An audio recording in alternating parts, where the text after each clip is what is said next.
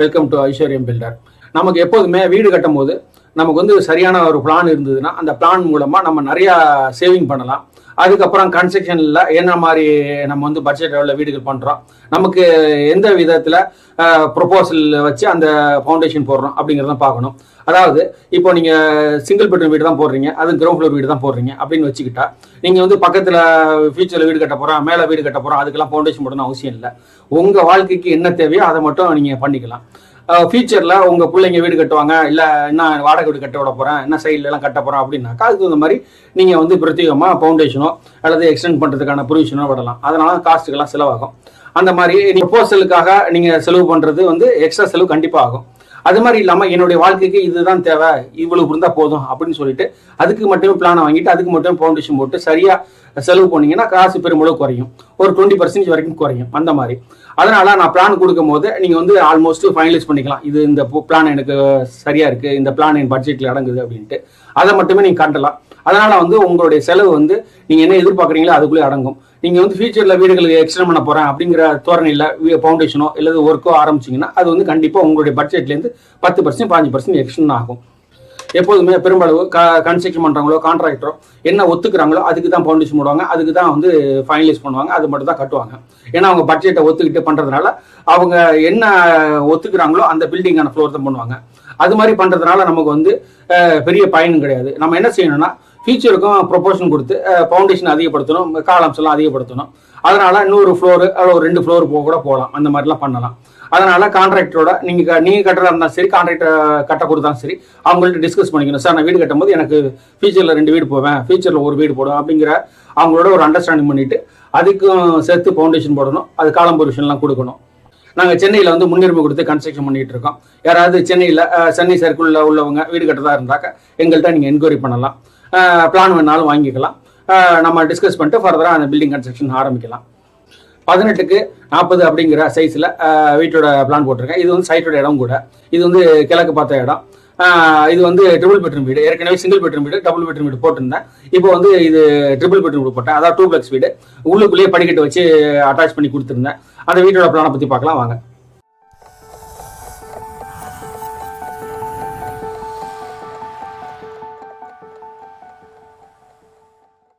இது வந்து 18க்கு 40 சைட்டோட சைஸு, பிளானோட சைஸும் அதான். கிழக்கு பார்த்த வீடு. இதில் வந்து கார் பார்க்கிங் வந்து ஃப்ரண்டில் 11க்கு 11.25 அப்படி கொடுத்துருக்கேன். இதுக்கு கீழே நீங்கள் வந்து சம்பு அது மாதிரி வச்சுக்கலாம். உள்ளர என்ட்ரானிங்கனாக்கா லிவிங் டைனிங்கு. 12க்கு 16.25 அந்த மாதிரி கொடுத்துருக்கேன், living dining. Lobby, dining, living, toilet சென்டரில் வந்து டக்ட்டு கொடுத்துருக்கேன். இந்த டக்ட்டு வந்து லைட்டிங் வந்து மேலேருந்து வரும். இது கிரவுண்ட் ஃப்ளோரு ஃபர்ஸ்ட் ஃப்ளோர் வீடுங்கிறதுனால ஃபர்ஸ்ட் ஃப்ளோர் ரூப்லேருந்து லைட்டிங் வரும். சைடில் வீடுகள் கட்டினா கூட அந்த லைட் வந்து பாதிக்காது, நமக்கு வென்டிலேஷன் ஏர் சர்க்குலேஷனுக்கெல்லாம் வந்து தான் இருக்கும். அந்த மாதிரி இதில் வந்து நார்த்து வெஸ்ட்டில் வந்து கிச்சன் கொடுத்துருக்கேன். 7க்கு 7.25 அந்த மாதிரி கொடுத்துருக்கேன். ஓப்பன் கிச்சன் தான் கொடுத்துருக்கேன். நான் சின்ன வீடுகள்லாம் எப்போதும் வந்து ஒரு சைடு வாழை எடுத்துருவேன். அதனால் என்ன ஆகும்னா நமக்கு வந்து ஈஸி ஆக்சஸபிளாக இருக்கும். விஷுவல் அது லைட்டிங் வந்து டைனிங்க்கும் வரும், அந்த மாதிரி வரும். இப்போ கிச்சனுக்கும் பெட்ரூமுக்கும் மாஸ்டர் பெட்ரூம் பக்கத்தில் ஒரு டக்ட் கொடுத்துருக்கேன். அந்த டக்ட் மூலமாக வர லைட்டு வென்டிலேஷன் வந்து வீட்டுக்கு கிச்சன் மூலமாக உள்ளர வரும், அந்த மாதிரி கொடுத்துருக்கேன். இப்போ இதில் ரூம் போட்டிருந்தோம்னாக்கா ரூம் ஒரு அமைப்பாக இருந்துச்சுன்னா அங்கே உள்ள லைட் வென்டிலேஷன் வந்து உள்ளே வராது, வீடு டார்க்காக தெரியும். அதனால் மேக்ஸிமம் வந்து வால்களை வந்து எங்கே வைக்கணும் எங்கே வைக்கக்கூடாது அப்படிலாம் பார்த்து நம்ம செய்யணும். இப்போ சவுத் வெஸ்ட்டில் பெட்ரூம் 1. இது பார்த்தீங்கன்னா 9க்கு 10 அந்த மாதிரி கொடுத்துருக்கேன். அந்த மாஸ்டர் பெட்ரூமுக்கு டாய்லெட் அட்டாச் டாய்லெட் கொடுத்துருக்கேன். அட்டாச் டாய்லெட்டுக்கும் பெட்ரூமுக்கும் டைனிங் இடையில சின்னமாக ஒரு கப்போர்டு கொடுத்துருக்கேன். அந்த ஸ்பேஸ் வருது. டாய்லெட்டுக்கு ப்ரொவிஷன் போக மீதி இருக்கிற ஏரியாவை சின்ன வார்ட்ரோப் கொடுத்துருக்கேன். அந்த வார்ட்ரோப்ஸில் நம்ம புக் ஷெல்ஃப் வைக்கலாம், அந்த மாதிரி வைக்கலாம். அங்கே வந்து பூஜை ரூம் வைக்கிறது அட்வைசபிள் கிடையாது. எப்போதும் டாய்லெட்டை அட்ஜாயின் வால்லையோ ஸ்டேர் கேஸ் கீழேயோ டாய்லெட் வைக்கக்கூடாது, நானும் வைக்க மாட்டேன். இந்த இடத்துல வந்து புக் ஷெல்ஃபு அல்லது ஒரு டிவி யூனிட் அந்த மாதிரிலாம் வச்சுக்கலாம் நீங்கள். இப்போது மாஸ்டர் பெட்ரூமுக்கு இப்போ லைட்டிங் வென்டிலேஷன் எப்படின்னு பார்த்தீங்கன்னாக்கா நம்மளுடைய சைட்டுக்குள்ளேயே வர்ற மாதிரி டக்ட் ப்ரொவிஷன் கொடுத்து அதிலே கொடுத்துருக்கேன். இப்போ பக்கத்தில் நம்ம வந்து மேற்கு பக்கமோ அல்லது சவுத் சைடோ வென்டிலேஷன் கொடுக்கலாம்.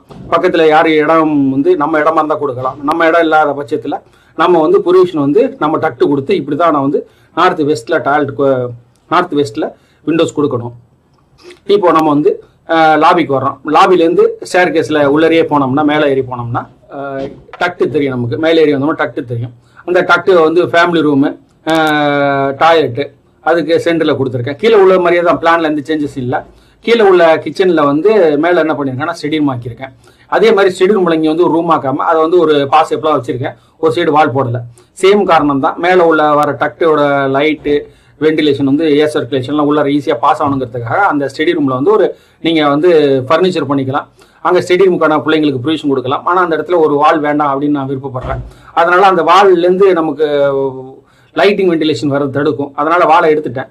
இப்போ வந்து நமக்கு நல்லா இப்போ நார்த் வெஸ்ட்லேயும் லைட் வரும். ஜென்ரலாக நமக்கு ரக்ட் மூலமாக சவுத் சைடும் வந்து லைட் வரும். அந்த மாதிரி லிவிங் ரூமுக்கு ப்ரொவிஷன் கிடைக்கும். அடுத்து பார்த்தீங்கன்னா சவுத்து வெஸ்ட்டில் கீழே என்ன பெட்ரூம் இருந்துச்சோ அதே மாதிரி மேலேயும் பெட்ரூம் 2 வருது. இது 9க்கு 10 அதே சேம் சைஸ் தான். பிளானில் எந்த சேஞ்சஸும் இல்லை. அதுவும் அட்டாச் டைல் தான் வருது. தேவைப்பட்டால் இது வந்து நீங்கள் காமன் டைல்ட் ஆக்கிக்கலாம். இது நான் கீழே ரெண்டுமே அட்டாச் டைல் தான் கொடுத்துருக்கேன். அடுத்து பார்த்தீங்கன்னாக்கா பெட்ரூம் 2 அது பார்த்தீங்கன்னா 8க்கு 10.15 அந்த மாதிரி வருது. அதை கொஞ்சம் பெருசு பண்ணலாம், 9க்கு அப்படி வைக்கலாம். நான் வந்து கீழே என்ன பிளான் இருக்கோ அதே பிளானை மாற்றாமல் வச்சதுனால அந்த 8க்கு 10.15 அப்படிங்கிறது வருது. அதுக்கு வந்து இப்போ டாய்லெட் வந்து ஈசானி மூலத்தில் கொண்டு போயிடாம அதை சென்டரில் வச்சிருக்கேன். டாய்லெட் வந்து இப்போ 7க்கு 4.5 அந்த மாதிரி டாய்லெட் வருது. இது வந்து 18க்கு 40 அப்படிங்கிற சைட்டில் உள்ள பிளான். இது பக்கத்தில் வீடுகள் கட்டினாலும் நமக்கு வந்து எந்த மாற்றமும் வராது. இந்த வீட்டோட பிளான் டைப் பார்த்தீங்கன்னாக்கா 2+ வீடு தான். அதே மாதிரி இது வந்து ரோ ஹவுஸ் மாடலும் சேர்ந்து வரும். இது பார்த்தீங்கன்னா ரோ ஹவுஸ் மாடல்னா ஒரு வீடுக்கும் இன்னொரு வீடும் ஒட்டி ஒட்டி வர்றது ரோ ஹவுஸ் வீடு. ரோ ஹவுஸ் வீட்லேயே 2+ வீடு இருக்குது. ரோ ஹவுஸ்லேயே இண்டிவிஜுவல் வீடு, கீழே ஒரு வீடு மேலே ஒரு வீடு, அந்த மாதிரிலாம் டைப்ஸ்லாம் இருக்குது. இப்போ இந்த வீட்டில் வந்து பார்த்தீங்கன்னா ரோ ஹவுஸ் மாடல் வித் 2+ வீடு, ட்ரிபிள் பெட்ரூம் வீடு அந்த மாதிரி கேட்டகரியில் வரும். நம்ம வந்து வீடுகள் வாங்கும்போது மல்டி கேட்டகரி இருக்குது. ஒரு லேண்டில் வந்து இது மாதிரி நம்ம மல்டி கேட்டகரியில் டிசைன்ஸ் பண்ணலாம். கீழே ஒரு வீடு மேலே ஒரு வீடு பண்ணலாம். கீழே 2 வீடு மேலே 2 வீடு, உள்ளுக்குள்ளே ஸ்டேர்கேஸ் ஒரே வீடு, அந்த மாதிரிலாம் பண்ணலாம். இது வந்து உள்ளுக்குள்ளேயே ஸ்டேர்கேஸ் வச்ச வீடு, 3 பெட்ரூம் வீடு அந்த மாதிரி டைப்பில் வரும். 2+ வீடு தான். அதே மாதிரி ரோ ஹவுஸ் வீடும் கூடாது. இந்த பிளானை பார்த்தா உங்களுக்கு தெரியும். இந்த பிளான் என்ன பண்ணியிருக்கேன்னாக்கா அட்டாச் பண்ணியிருக்கேன். ஒரு வீடையும் ஒட்டி இருக்கேன். அதனால வந்து பக்கத்தில் இதே மாதிரி சேம் டிட்டோவா வீடுகள் கட்டலாம். ஒட்டி கட்டினாலும் நம்மளுடைய வீட்டுக்கான வென்டிலேஷன், லைட்டிங் வந்து எந்த குறைபாடும் இருக்காது. பின்னாடி வீடு கட்டினாலும் சரி, முன்னாடி வீடு கட்டினாலும் சரி, எந்த வீடு கட்டினாலும் நம்ம எப்படி வீடு கட்டுறோமோ, நம்ம வீடு கட்டும் போது எப்படி லைட்டிங் வென்டிலேஷன் கொடுக்குறோமோ அதே மாதிரி தான் அந்த வீட்டுக்கும் வென்டிலேஷன் வரும். நம்ம குறுகலான வீடுகளில் வந்து நம்ம வந்து இடையில டக்ட் பொசிஷன்லாம் கொடுத்து அது நம்பர் ஆஃப் டக்ட் அதிகப்படுத்தணும், அல்லது வந்து டக்டோட ஏரியா அதிகப்படுத்தணும். அது மாதிரிலாம் பண்ணுறதுனால நம்ம வீட்டுக்கு வந்து பக்கத்தில் வீடுகள் கட்டினாலும் நம்ம வீட்டுக்கு எந்த பாதிப்பும் வராது. லைட்டிங் வென்டிலேஷன் இருக்கும். அதாவது காற்று வெளிச்சம்லாம் போதுமானதாக இருக்கும். பகல் டயத்தில் நம்ம வந்து லைட்டு போடாமையே வெளிச்சத்தோடய இருக்கலாம். அந்த மாதிரிலாம் அந்த பிளானுக்கு வந்து எலிவேஷன் வந்து இந்த மாதிரி வரும். ஒரு வீடு வந்து வீடு கட்டினா ஒரு வீடை மட்டும் பார்க்கணும். இப்போ 4 வீடு ஒட்டி இருக்கிறதுனால 4 வீடும் ஜாயின் பண்ணால் இந்த மாதிரி ஒரு எலிவேஷன் வரும். நம்ம இந்த மாதிரி வீடுகள் வாங்கும் போது அண்ணன் தம்பிகளோ அல்லது ஆஃபீஸில் வேலை பார்க்குறவங்களோ எல்லாம் ஒன்று சேர்ந்து ஒரு இடத்த வாங்கும் போது மொத்தமாக பிளான் பண்ணிட்டு லேஅவுட்டு சின்ன இடங்களா இருக்கிற இடத்துல, குறுகலாக இருக்கிற இடங்கள்ல எல்லாரும் ஒரு யூனிட்டாக ஒரு 10 பேர் 5 பேர் அப்படி சேர்ந்துட்டு வீடை பிளானை போட்டு கன்ஸ்ட்ரக்ஷன் பண்ணுறதுனால ஃபவுண்டேஷன்லாம் எல்லாத்தையும் பிளிச் பண்ணலாம். அதே நேரத்தில் நம்ம வந்து நல்லா குவாலிட்டியாக வீடுகள் கட்டிக்கலாம். அதே மாதிரி பிரம்மாண்டமாகவும் வீட்டோட எலிவேஷன் பண்ணிக்கலாம். எல்லாரும் சேர்ந்து வீடுகள் கட்டுறதுனால அந்த lighting, ventilation, toilet provision, duct provisions, மற்ற எல்லா அம்யூனிட்டிஸையும் பாதுகாப்பான முறையில் ஒரு வரைமுறையோட டிசைன் பண்ணிக்கலாம். அப்போ வந்து நமக்கு வந்து ஒரு டிசைன் பண்ணப்பட்ட பைப் லைனோ சர்வீஸ் ஓரியன்டான எல்லா விஷயங்களும் பண்ணிக்கும் போது நம்ம பாதுகாப்பான வீடாகவும் நல்ல குவாலிட்டியான வீடுகளும் கிடைக்கும். அதே நேரத்தில் நம்ம வந்து ஒரு எல்லாரும் சேர்ந்து வீடு கட்டும்போது ஒரு பெரிய ப்ராஜெக்ட் மாதிரி ஒரு லுக்கு கொடுக்கும். நம்ம சின்ன சின்ன பேராக சேர்ந்து எல்லாரும் சின்ன சின்ன வீடுகள்லாம் சேர்ந்து ஒரு வீடு பெரிய அமைப்பு வரும்போது பெரிய ஒரு பிரம்மாண்டமான அமைப்பை தரும். எப்போதுமே கூடி வாழ்ந்தால் கோடி நன்மை அப்படின்னு சொல்லுவாங்க. அந்த மாதிரி நம்ம வந்து சின்ன சின்ன லேஅவுட்லாம் வாங்கி வீடு கட்டுறவங்க எல்லாம் சேர்ந்துட்டு ஒரு மொத்தமாக பெரிய யூனிட்டாக பண்ணும்போது நம்ம இது மாதிரி சர்வீஸ் ஓரியன்டாகவும் சக்ஸஸ் பண்ணிக்கலாம், பிளானிங் வைஸ்லையும் சக்ஸஸ் பண்ணிக்கலாம். அந்த மாதிரி நம்ம கூட்டாக சேர்ந்துட்டு சின்ன வீடுகள்லாம் சேர்ந்து பண்ணும்போது நமக்கு நல்ல பயன் உண்டு, நிறைய பலன் உண்டு. நீங்களும் புதுசாக வீடு கட்ட போறீங்களா? வீடு கட்ட போகிறதா இருந்தால் 15 லட்ச ரூபாய் கீழே வீடு கட்டுறவங்களா இருந்தாக்கா கீழே உள்ள கமெண்ட் பாக்ஸில் உங்களுடைய இடத்தோட அமைப்பு எந்த திசையை நோக்கி இருக்கு அப்படிங்கிறத எழுதுங்க. உங்கள் இடத்தோட அமைப்பு வந்து எல்லாருக்கும் பயன்படக்கூடிய ஒரு பிளான் தரதாக இருந்ததுன்னா அந்த பிளானை கண்டிப்பாக நான் யூடியூப்ல அப்லோட் பண்ணுவேன்.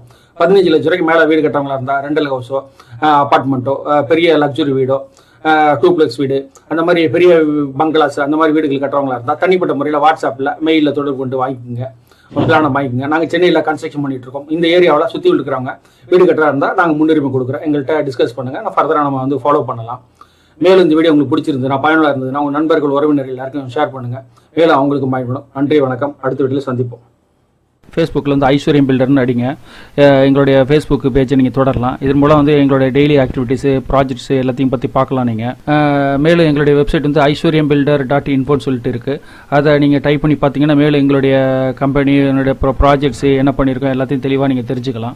மேலும் உங்களுக்கு ஏதாவது ப்ராஜெக்ட் பண்ணணும்னு விருப்பப்பட்டீங்கன்னாக்கா நீங்கள் இந்த என்கொயரி ஃபார்மில் ஃபில்அப் பண்ணி நீங்கள் எனக்கு அனுப்புங்க. நான் பார்த்துட்டு உங்களுக்கு கால் பண்ணுறேன். என்கொயரி எதாவது பண்ணணும்னு நினச்சிங்கனாக்கா நீங்கள் வாட்ஸ்அப் பண்ணுங்கள். இல்லது எனக்கு வந்து மெயிலில் என்கொயரி ஃபார்மில் வந்து ஃபில் பண்ணி அனுப்புங்க. நான் பார்த்துட்டு உங்களுக்கு நான் ரிப்ளை பண்ணுறேன்.